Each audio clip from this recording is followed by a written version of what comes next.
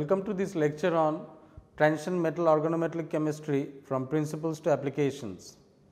In the last lecture, we have been talking about a very challenging phenomenon which is CC bond activation reaction.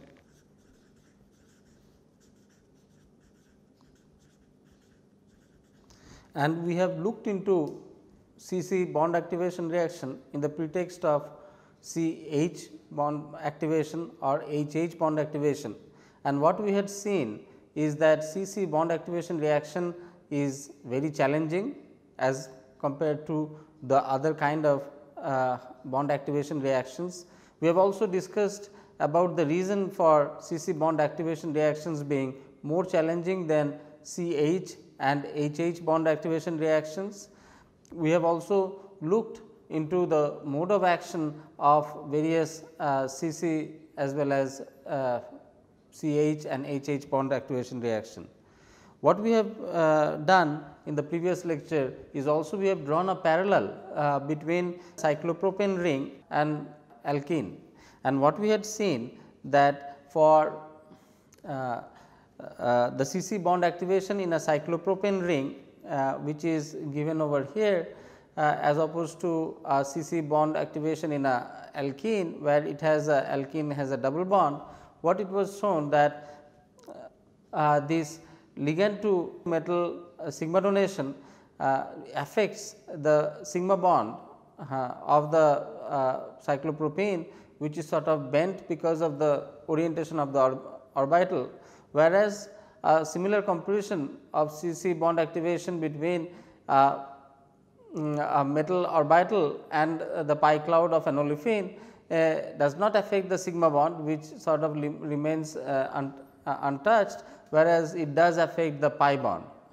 So, there is a sharp distinction in the difference between CC bond activation of a cyclopropane ring containing a sigma bond versus CC bond activation of a alkene containing pi bond. Similarly, the back donation metal to ligand pi back donation completely cleaves the CC sigma bond of the cyclopropane, whereas in the alkene case the back donation only happens at the pi star orbital, thereby cleaving the pi orbital, and the sigma CC sigma orbital remains sort of untouched. So, what we saw is that CC bond activation reactions having two different effects if it is done on a strained ring like cyclopropane as opposed to that of an alkene. And some of the examples that we had covered in the last lecture about various types of CC bond activation reaction, the commonality that ran through all these examples were the fact that these systems where CC bond activation occurred, they were highly strained, and as a result of CC bond activation the ring strain got released favoring the forward reaction, and same is true for the cyclopropane ring which is highly strained. However, when it undergoes CC activation there is a release of strain when and it gives a metallocycle with release of strain which resulting in the stability as well as the forward reaction of cyclopropane in resulting in CC bond activation. Now, with this background what we are going to look at is we are going to look at another interesting example where there is a competitive activation between a CC and CH bond, and we would see how one dominates over the other. For a particular aromatic moiety of the type shown over here,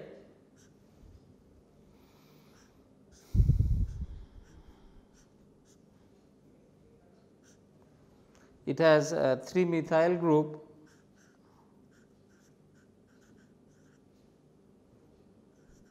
and CH2PMe2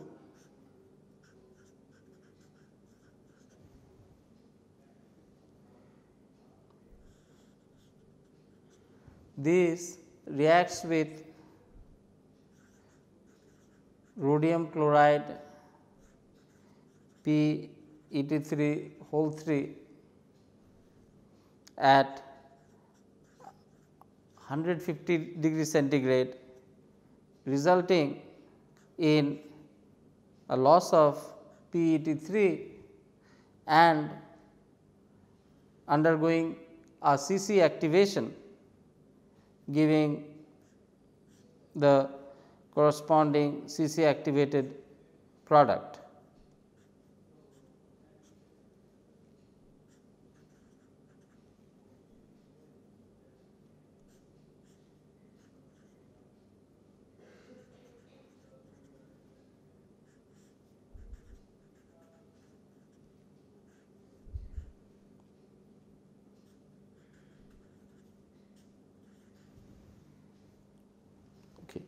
So, this is a CC activation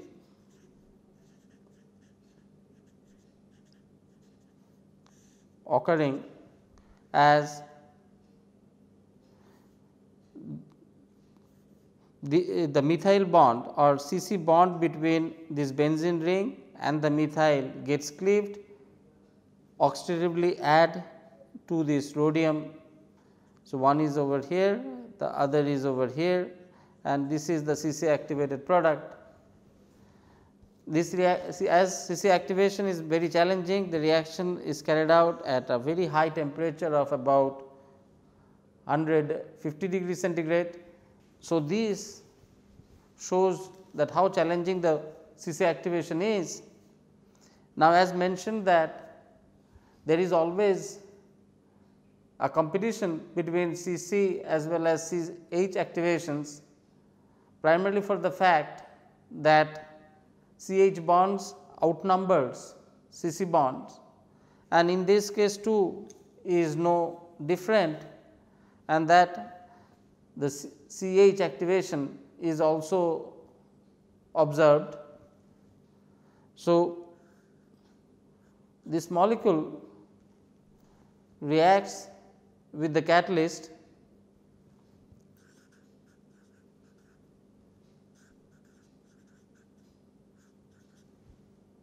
and loses reacts with the catalyst contain rhodium phenyl and loses a benzene, where the CH of this methyl is lost, gets activated and loses as a benzene. So, here CH activation happens between this hydrogen and this phenyl moiety, leading to the elimination of benzene as well as one PET3 molecule from the catalyst, resulting in this CH activated product.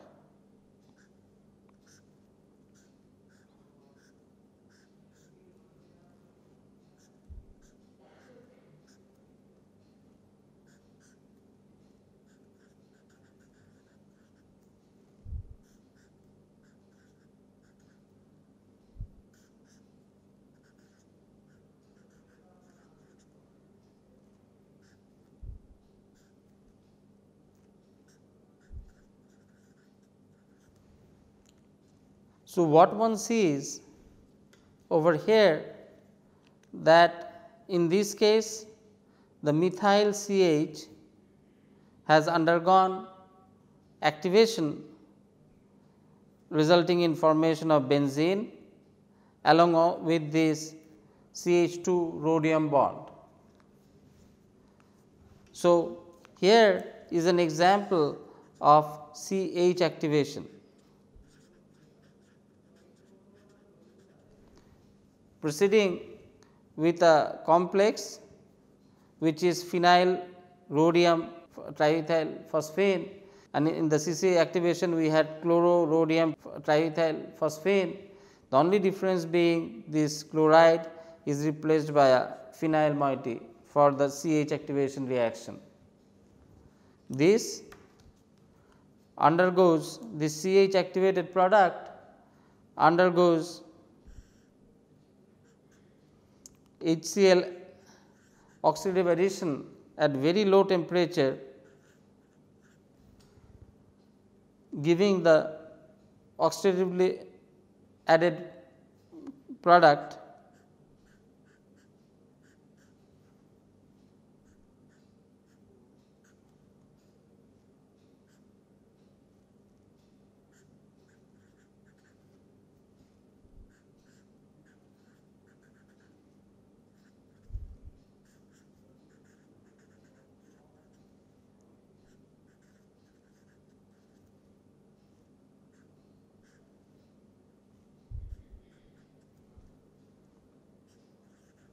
which is this.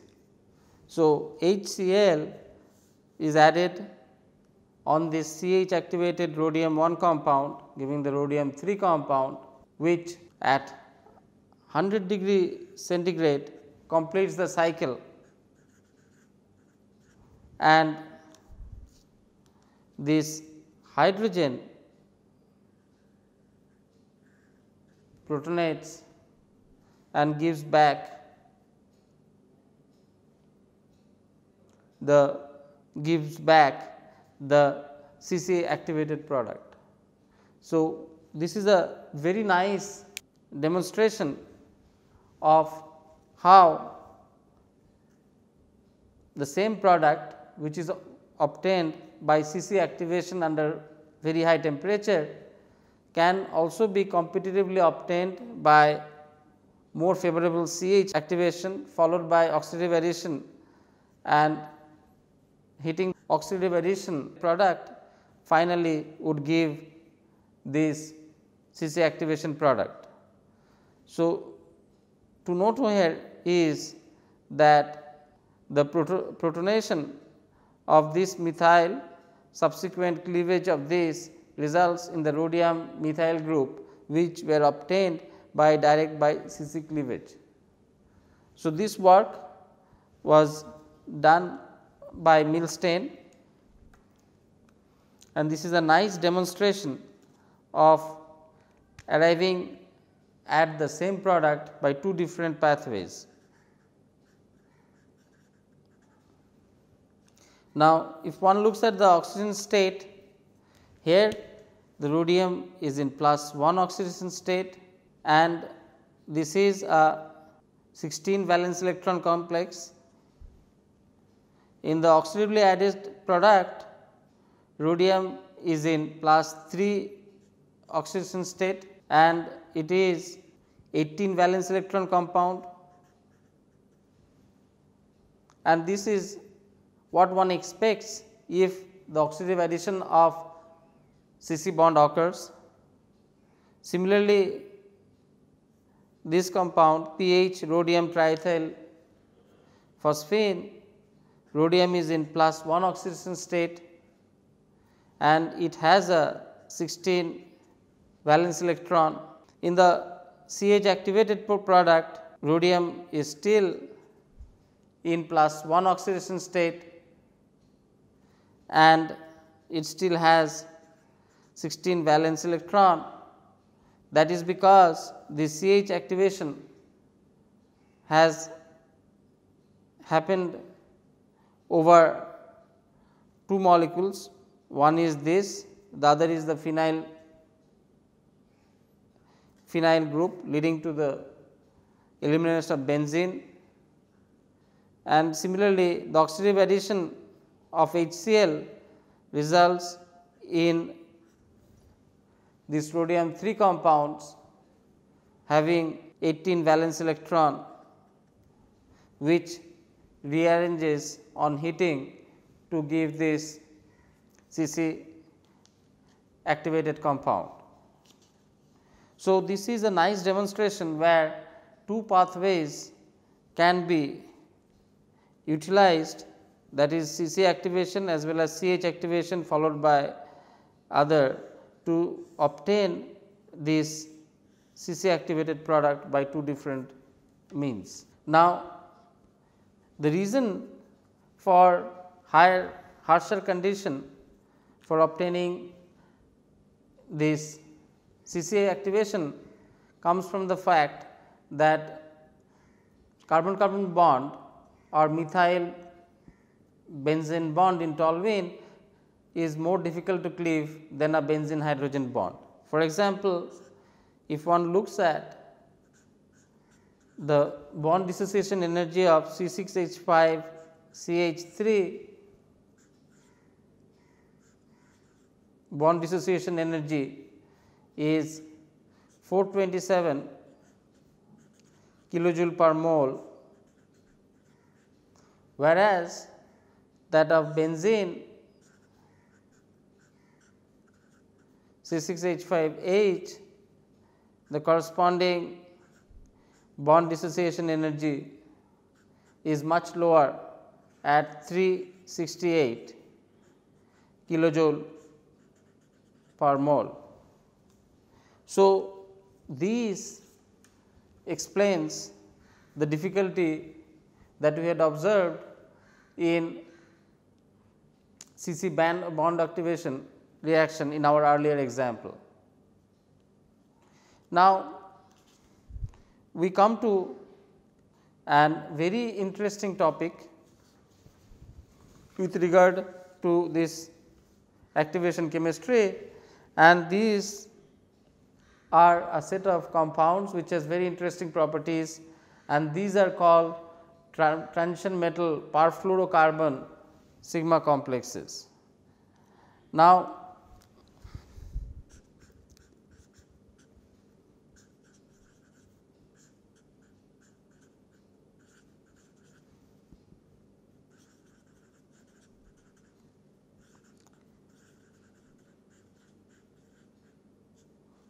so, these are designated by Tm or F, where F is the perfluorocarbon complexes, sigma complexes.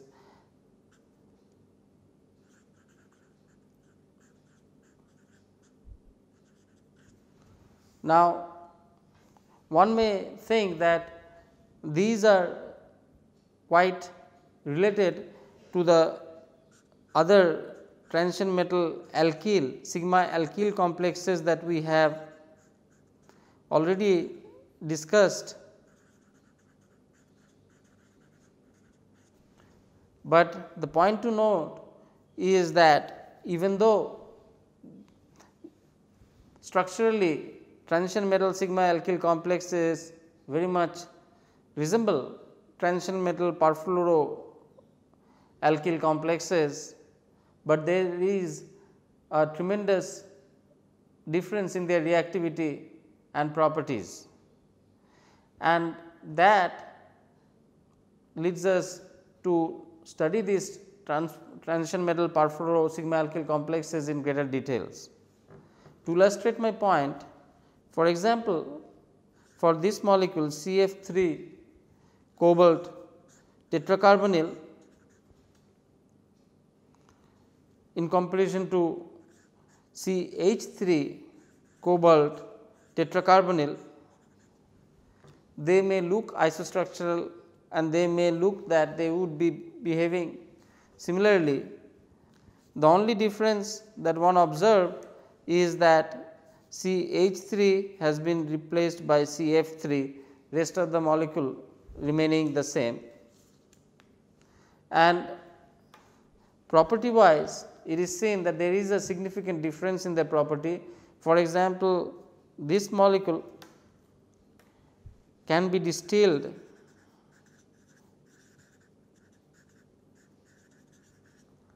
without decomposition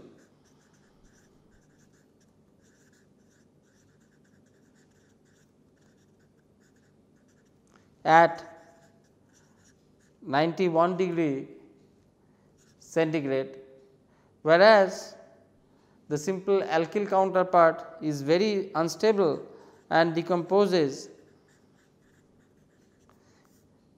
at minus 30 degrees centigrade. So, one can see that there is a huge difference in stability when one replaces the hydrogen with fluorine,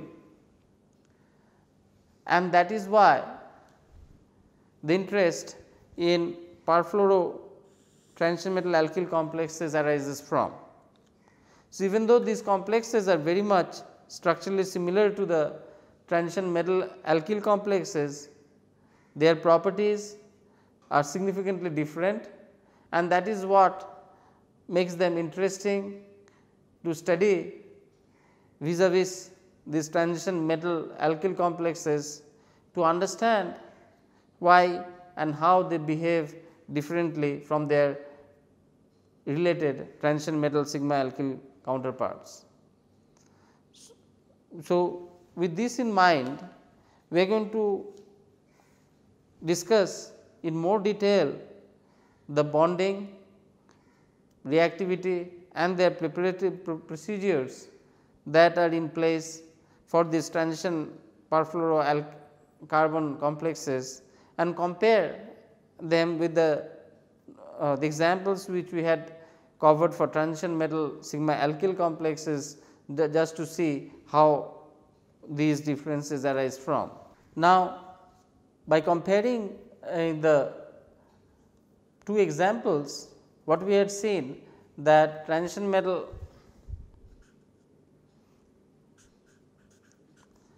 perfluoro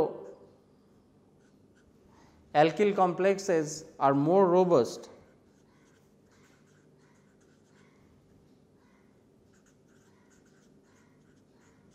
than transition metal sigma alkyl complexes,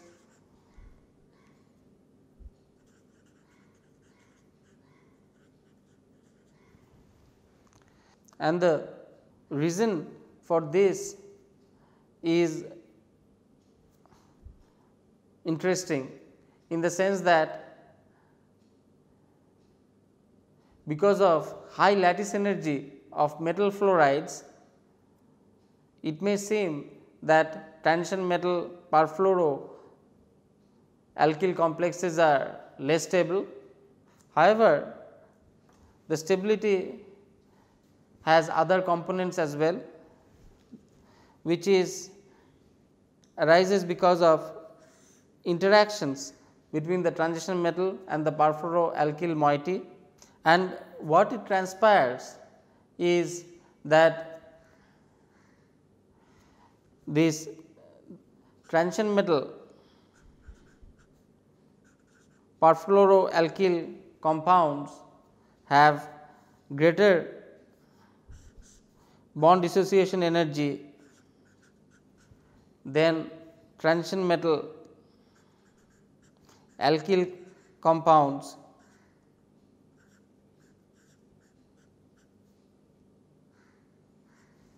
and which makes the transition metal perfluoroalkane more stable.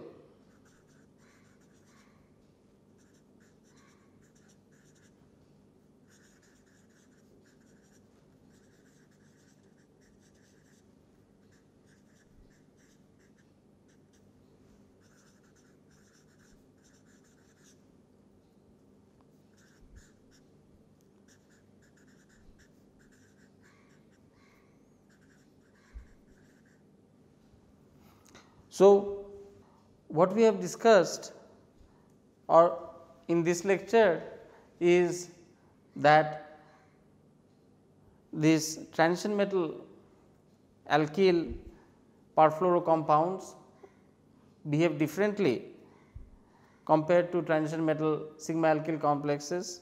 Furthermore, what we had seen is that this difference in behavior arises because of higher bond dissociation energy of transition metal perfluoroalkyl complexes with respect to the transition metal alkyl bonds. And we have also discussed in this lecture about competitive CC and CH activations resulting in the same product, where we had seen that CC activation is more difficult than the CH activation, and required harsher conditions.